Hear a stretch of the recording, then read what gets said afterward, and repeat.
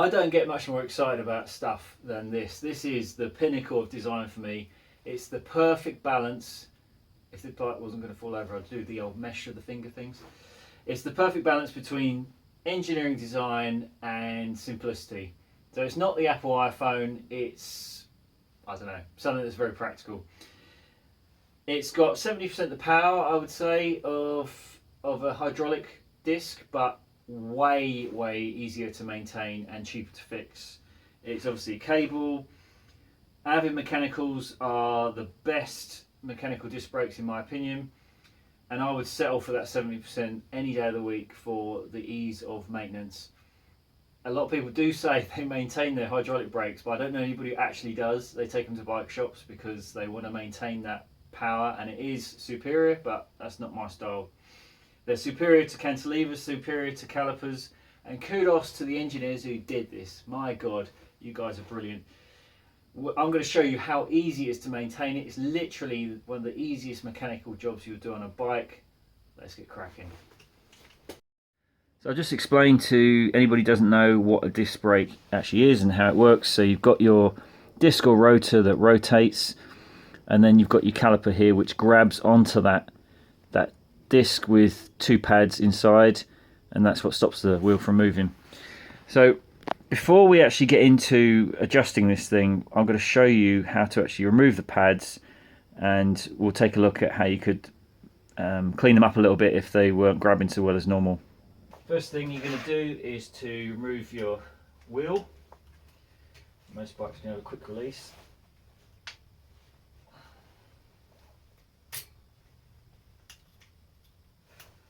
And that just pops out of there. It's another thing I love about disc brakes is they're just so easy to get the wheels out. Just so superior to every other brake in my opinion, in my humble opinion. So those are the two pads. There's one, and then there's the other. There's two tabs there that hold the pads in place.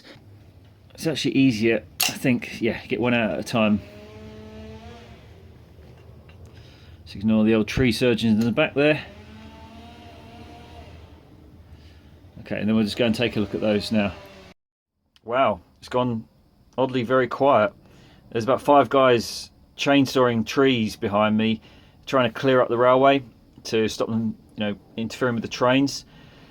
I guess it's got to be done. Just so happens to be on the day that I'm filming this. It must be on tea break at the moment or something. Anyway, just warning you, if they start striking up again, everybody's got to do a job, right? So these pads, you buy them in a pair like this, and they'll come with this spring. If it gets bent or damaged in any way, you'll have to chuck it if you can't straighten it out. So you'll notice the way these line up, the tab inside the spring lines up with the 2 prongs on the pad. That's how they go together before you get it around the wrong way. And the reason I want to show you, I'm going to put these back into my caliper rather than brand new ones, because you know me, I don't like to throw anything away, and there's plenty of life left in these. What you may come across is that these glaze over. So you can see that's pretty shiny. That's due to probably overheating, or they could have a lot of grease in them. They may not be working as well as they could. All you've got to do is just get a flat file and put it in a vise, to put the pad in a vise, and just give that a light rub over. Or if the pads are out of square, you can square them up the same way with the file. So I'm just going to give these a light rub over, and then we're going to pop them back into the caliper, and I'll show you how to adjust the caliper. You can actually see it changing colour. They have this sintered bronze inside the pad material, and you can see all that shiny bronzy colour coming through now. It's actually find it easier to do it on the edge of the file, teeth on the edge of the file.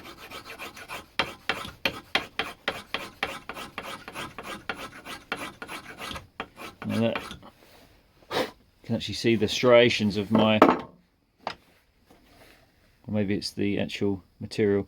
But in any case, that's done, that one. I have to find a way of clamping it in here. It's not the easiest thing. as long as it sits above the vise, should be fine.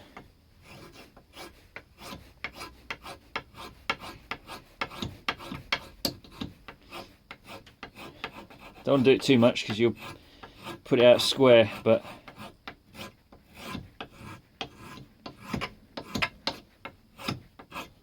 there you go.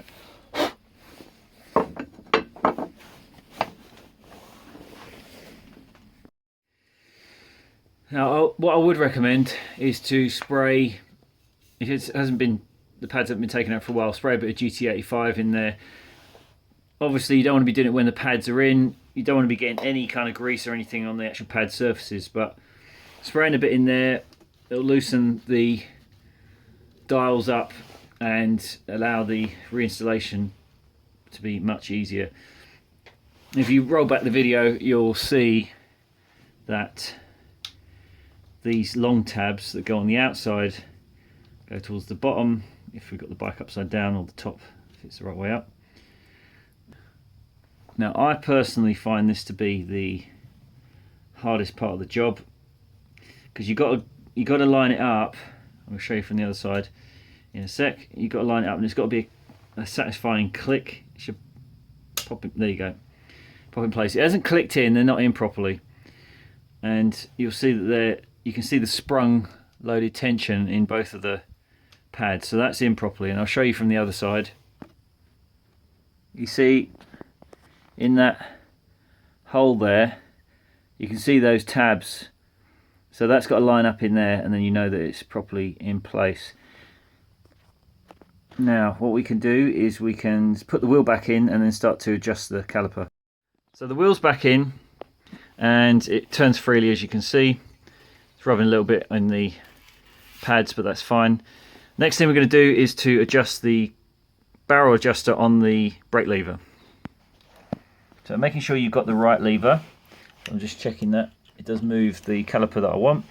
And we're going to wind that out, just 2 or 3 turns. Okay, and then we're going to come back and adjust that later. So just want to make sure that my cable is nice and tight.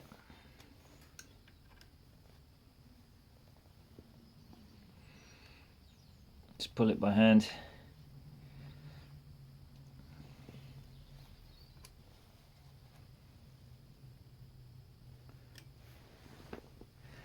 And the next thing we want to do is we have to undo these 2 bolts here.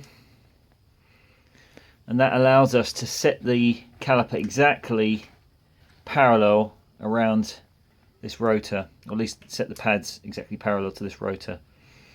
It doesn't matter whether this is parallel or not, the point is that it's parallel to the wheel, and that's all that really matters. So we've got these 2 red dials here, as I mentioned before, each adjusting a pad, and you want to make sure that the rotor is closer to the inner one than the outer one, because this is the ones you're going to have access to with your hand, so you want to be able to have the most adjustment on this one. And it roughly works out about 1/3 to that side, 2/3 to this side, so I'm going to show you how to do that now. I think you can more easily see from up here. So this one does actually have a Torx fitting, but you can do it by hand if you've got it loose enough. So we're looking for 1/3 on the inside. Now you'll notice if I do this too much,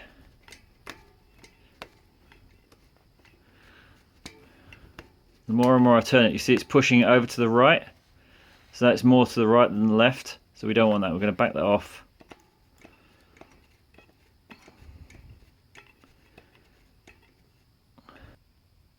Okay, I think you can clearly see that. That's roughly about where you want it.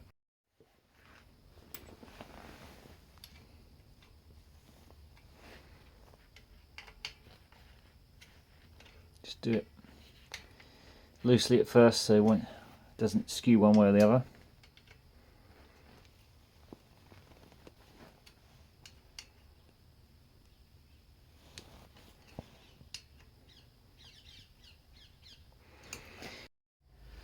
And what I've found that's confused me in the past is when I've backed these off a few turns, it's still rubbing. But what you actually have to do is operate the caliper and that will allow it to free up. And then you just basically play with the pads. I can see, I'm looking from above here and I can see the gap, so I can actually visually see it. And you just keep playing with it. You may never get it perfect, it may still be rubbing a little bit, but that's fine. It'll eventually wear the pad down enough that it will run freely, but as long as it's not slowing down too quickly. See, that could do with a little bit more. And just keep operating that to make sure it's actually pulled the pad out of the way. Now I can see too big a gap behind. So when we come to run pull the lever, see, that is just barely touching. So I'm pretty happy with that. I'm going to stand the bike up and then check the lever.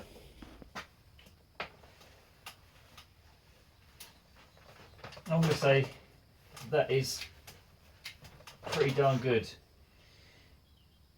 I guess the true test will be when I take it out on the road, but from my experience, having set these brakes up numerous times, I'd say that's pretty good. The last thing to do now is to just lock in this barrel adjuster here. So as I showed you before, we loosened that off so we can now make some fine adjustments at the end.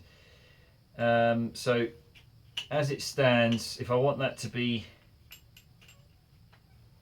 harder to pull the brake lever, then I'm going to wind it out, and if I want it easier, softer as such, so I'm quite happy there. You wind it in and then you're going to lock or turn that back ring in place and tighten it until it locks in place. Now that'll stay like that. So going forward, when you're using the bike, you've actually got two micro adjustments, as I said, one on the lever and then this one on the outside. So as the pads wear, you can adjust it to make it feel a little bit tighter and grabbier. Anyway guys, I hope I've sold you on the idea of mechanical disc brakes and shown you how easy it is to set up and maintain them. The only thing more you could do is to strip the caliper down and do a full service on it. There is instructions on the SRAM website. But yeah, I would highly recommend you get yourself some and get out there and get riding. Cheers guys.